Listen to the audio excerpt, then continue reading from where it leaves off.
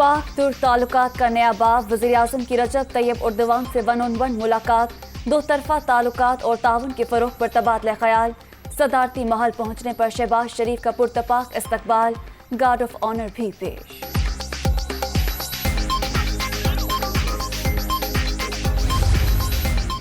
8.5 घंटे गुजर गए। कराची के चीज सुपर स्टोर में लगी आग न बुझ सकी। धुआं भरने से एक शख्स जान बहक।